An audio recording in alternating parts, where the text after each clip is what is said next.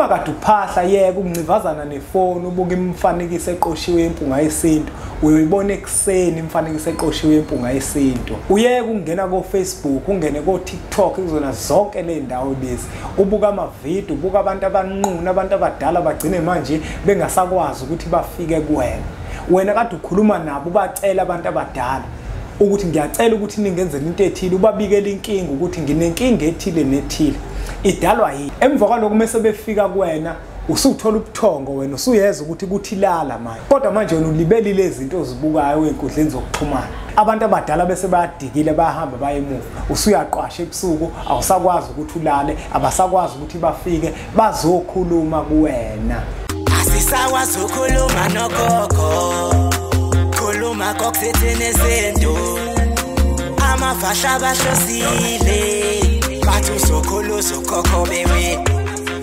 asisakwazi ukukhuluma nogogo bungayesethi wewo sakhuleka kunina abakhulu hayikhona abogogo nomkhulu igama umfoka mbanje itsisa simbiza ngonduna kanjaba hayikhona yasuke yahlala impungu sihlebulela ulwazi izinto zaqala zakhanya nenkinga zaphela emphela njaba isisa kithi siyakhala sekukhona nenyanga zamanga izinto sakithi siyahamba engathi sekukhona abafundisi bamanga kwathi ngithi kunina benkashana kaMenzi yaphuza umlaza ngameva yaphula umlilo ngamahlamvu abanye bocima ngamanzi nina belembe leqamanya amalembe ngokukhalipha usishaka kashaka ngemanzi ngesaba ukuthi ushaka kuyinkosi yasemashobeni ngiyakhuleka umhlaba wonke nasendaweni zonke la kuhamba kufinyela khona lo mfanekiso oqoshiwe makuthi umusha kule channel ibizo lami ngumlekelele umfoka mbanjwa umshana wakofuze fulelo mashiya amahlangathi azoshumayela umzukulu kaMdumo igaba elimabanga likaThumbula tshatatsha ujatshatsha kaPheshe uPheshe kaMaguyane uMaguyane kaVaphi uVaphi kaNokhona kuhlala kuyintokozo ke bafowethu nodadewethu ukuthi sifike la ku channel lethu enkulu impunga yesintu TV la sifundisana khona izinto ezithinta isintu sethu thina njengabantu abampisholo sike sikhumbuzisana ukuthi okhokho bethu ikuphi laba behamba khona ukuze nathi sizokwazi ukuthi sihambe kuleyo ndlela bona babehamba kuyona mina ke insizwa zingibiza ngonduna kaNdaba uNtombisi yancumela insizwa semkhombisana esincane saphuma ehlathini ekseni ngovisa vuthulwa ngoba sithwele amabethe ngikhona likholwa ngenhliziyo engalibhanda kancane esontweni ugxamgxama sathe nkankane lakha lathi ngihamba litheselo sithe lathi ngahamba ngumjabulelo kumamatheka komkakhe ngoba njalo memamatheka uthi faca angiphinde ngibingelele umhlaba wonke nasendaweni zonke la kuhamba kufinyele khona lo mfanekiso oqoshiwe uma kuwukuthi ukaka-subscribe kwi-channel yethu enkulu ngiyacela ukuthi usubscribe wenzele ukuthi yonke imifanekiso eqoshiwe siyifakayo ukwazi ukuthi uyithole isashisa ifike kuwena kusanesikhathi laba fowethu kukhona le ncwadi le esihloko sithi indlela yesintu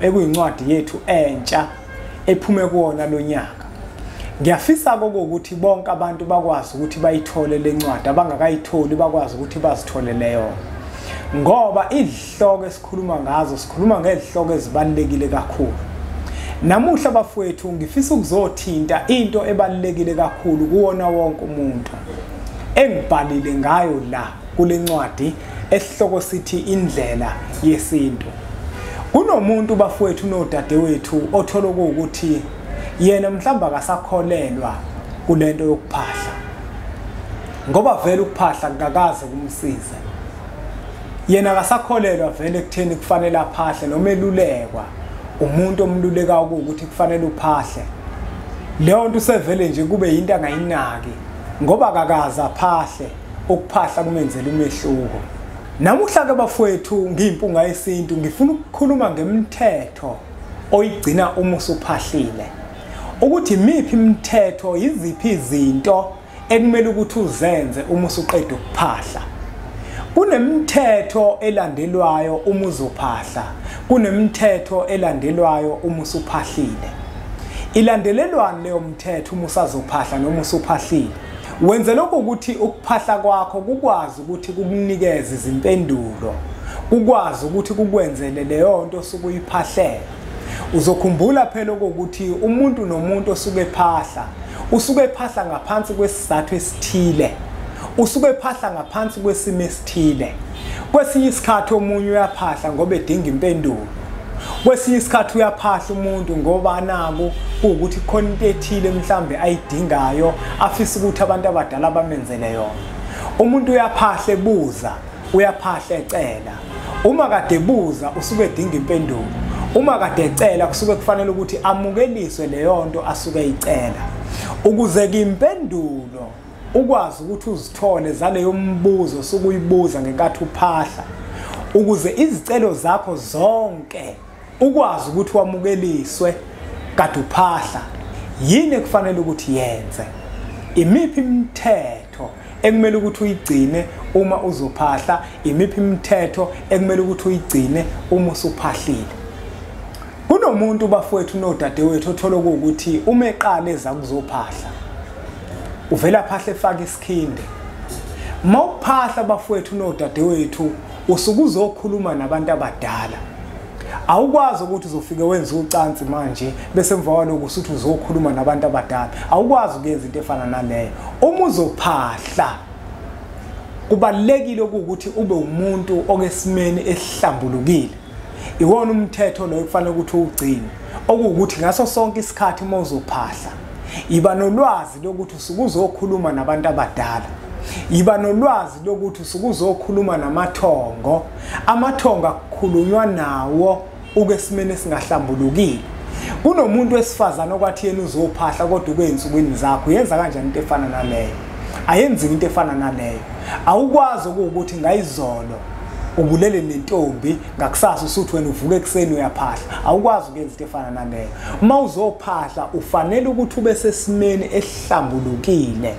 Ngoba mawuphahla usuke uzokhuluma namathongo, kanti amathongo akukhulunywa nawo ungahlambulukile. Udinga ukuthi uhlambuluke kuqala ngaphambi kokuba ukhulume namathongo. Ukuphahla yebo kuyinto ewumkhuba eyafika nabantu ababathandaza abakhulekayo kakhulu ngokuphiwa amathongo abo. Kodwa nakuba kunjalo ngesizathu sokuthi konke osuke uzokwenza usuke uzoxhumana nabantu abadala bakwembethe, usuke uzoxhumana nabantu bakini. Kubalekile ukuthi ube sesimeni esihlambulukile ukuze inkulumo yakho uzothi uma uyikhuluma nabantu abadala kube ukuthi bayakwazi ukuyilalela bayizwe bese bayakuphendula uma kuukuthi kade unombuzo, bese bayakwemukelisa lokho ekufanele ukuba kwemukelise kona uma kuukuthi kade kuyisicelo. Kunomuntu othi umehambe yakophahla ake sithi ke manje ke lo muntu kesimene esihlambulukile azimise izibani aphahla ngazo. Mawufunda yona indlela yesintu ikubeke kwacaca ukuthi isibana ukwazi ukusithatha esitolo uvela uzophahla ngaso.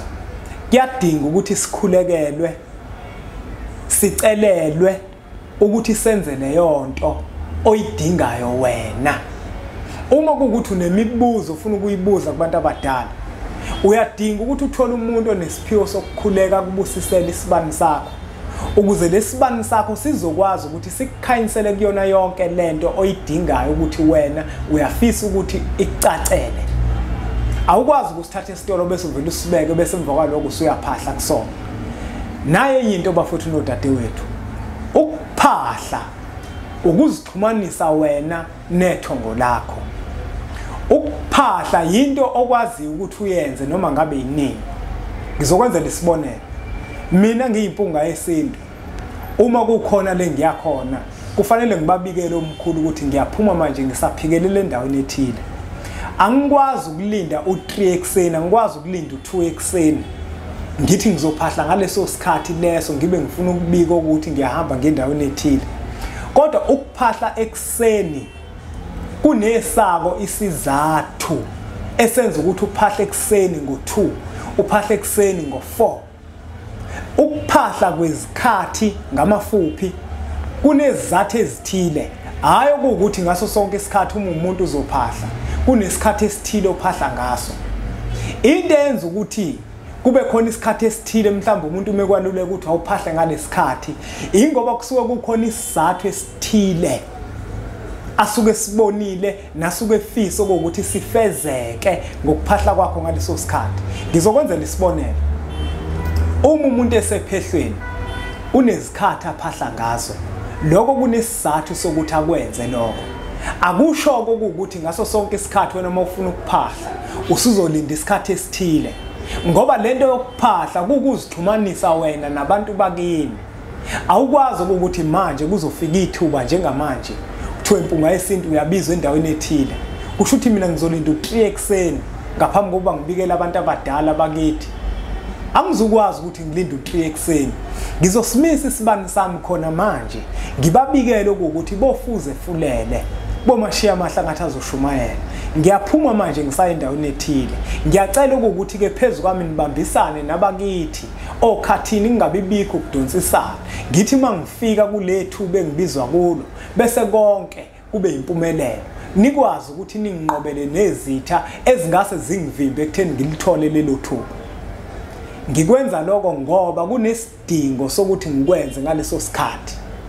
Kunethuba engibizwe kulona ekufanele ukuthi ngibabikele abantu abadala njenganokhiye empilweni yami. Omunye umuntu uzoba nawo umbuzo ukuthi sengihlambuluke nini uma sengibabikela ngaleso sikhathi. Vele mawumuntu kubalekile ukuthi uhlale ngaso sonke isikhathi uhlambulukile ngoba amathongo akho amathonga kuwe wena umsamo wakini. Kubalekile vele ukuthi ngaso sonke isikhathi umuntu uhlale umuntu vele ohlambulukile ukuze makuphoqa ukuthi kube khona into oyicela kubantu abadala bakwazi ukukulalela bangavinjwa ukuthi wena isimo kusona awukho esimeni esihlambulukile esizokwenza ukuthi bakwazi inkulumo yakho ukuthi bayithathe njengoba injalo. Okhumbula ukuthi wena njenganomuntu umsamo wakini vele kuyaphoqa ukuthi uhlale ngaso sonke isikhathi uhlambulukile. Iwona umthetho wokuqala loyo okuthi uma umuntu uzophahla iba sesimene esihlambulukile. Thola izinto ozokwazi ukuthi uzisebenzise ezizogeza wena zikususe mhlambe lawo mathunzi athile ozifake kuona wena ngoba kuyenzeka phela umuntu ukuthi angcole engazi ukuthi ungcolile. Ukuze kuhlale ngaso sonke isikhathi usohlangothini olulungile kubalekile ukuthi kube khona izinto ozisebenzisayo ezizokwenza ukuthi uhlale ngaso sonke isikhathi uhlambulukile ukuze ukuxhumana kwakho uma uxhumana nabantu bakini ukwazi ukuxhumana nabo ngoba uhlambulukile. Kwesinye isikhathi ke khona umuntu othola ukuthi usephahlileke manje intambama. Meqeda kuphahla uye loyo useyahamba uyolala. Uma efike yakolala athatha ifoni azibukele ifoni nje. Bufika ubuthongo kuyena wavule ngenkani amehlo. Ubuka ama video empunga yesintu. Wavulelana amehlo ngenkani kade uphahlile. Yini ungabuvumela ubuthongo bukuthatha ulale ngoba kade uphahlile. Kwathi manje abantu abadala sebefika eduze kwakho sebefuna ukuzokhuluma. Walibela ama video empunga yesintu wena manje. Wavula amehlo ngenkani ubuthongo wabamba ubuthongo kungafanele ukuthi kubambe. Uma kade uphahla kubalekile ukuthi ungasangeni kwimpunga yesintu TV. Uhamba olala ulinda abantu abadala bakini bazokhuluma nawe. Ungabamba ubuthongo. Uthi hayi mina ngisabuka impunga yesintu TV ungayenzi leyo nto. Kuzothi kusuka abantu abadala babehamba beqhela bangasayilethi impendulo. Uma kade uphahla yeke ukuncivazana nefoni ubuka imfanekiso eqoshiwe impunga yesintu uyibona ekseni imfanekiso eqoshiwe impunga yesintu. Uyeke ukungena ko Facebook ungene ko TikTok izona zonke le ndawo lezi ubuka ama video ubuka abantu abanquna abantu abadala bagcine manje bengasakwazi ukuthi bafike kuwena. Wena kade ukhuluma nabo bacela abantu abadala ukuthi ngiyacela ukuthi ningenzele into ethile ubabikele inkinga ukuthi nginenkinga ethile nethile idalwa yini. Emva kwalokho mase befika kuwena usuthola ubuthongo wena usuyeza ukuthi kuthi lala manje. Kodwa manje wena ulibelile izinto ozibukayo enkundleni zokuxhumana. Abantu abadala bese bayadikile bayahamba bayemuva. Usuyaqwasha ebusuku awusakwazi ukuthi ulale abasakwazi ukuthi bafike bazokhuluma kuwena. Nayi incwadi bafowethu nodadewethu isihloko sawo sithi indlela yesintu sibhalile ngako ukuphahla sabafundisa abantu ukuthi ukuphahla kwenziwa kanjani amakhandlela uwasebenzisa kanjani nemibala yawo siphindisa wachaza kuyona le ncwadi esihloko sithi indlela yesintu. Nawe ke kungakuhle ukuthi uzitholele yakho ushayela zona inombolo lezi uma ukuthi uyidinga incwadi yempunga yesintu. Zikhona ke nezinye incwadi esizilobile sithini isintu amava ahlabahlosile uyokhuluza ukhokhobe bese kuzoba yiyona incwadi yethu le entsha isihloko sithi indlela yesintu. Zonke ke le ncwadi bafowethu nodadewethu uzithola ngokuthi ushayele zona inombolo lezi olokuzibona zivela escreenini sakho senze izinhlelo zokuthi sikuthumelele zona. Isifundo sethu sanamuhla besithi ukuze ukuphahla kwakho kukwazi ukuthi kukwenzele izinto kunemithetho ethile kufanele ukuthi igcine. uma usazophahla noma mesuphahlile. Uma uzophahla kubalekile ukuthi ube sesimene esihlambulukile ngoba usuku uzokhuluma namathongo akini, akukhulunywa namathongo ungahlambulukile.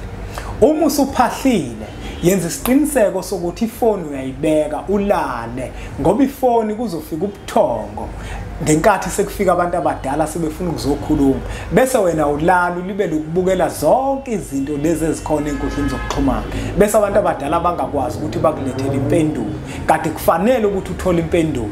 Ubona uyaphahla nje impendulo awuzitholi ingoba wena mawuqeda ukuphahla ubuka zonke izinto lezi ezikhona enkundleni zokuxhumana makufika ubuthongo kuwena awukwazi ukuthi ulale. Kwesinye isikhathi kuyenzeka uphahle ungekho esimene esihlambulukile. Kubalekile ukuthi mawuphahla ube sesimene esihlambulukile ukuze umyalezo wakho uzokwazi ukuthi uzwakale emathongweni osokukhuluma nawo.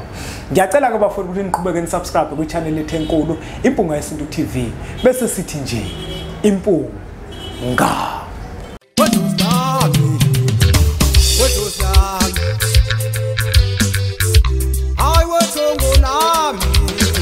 Wethongo lami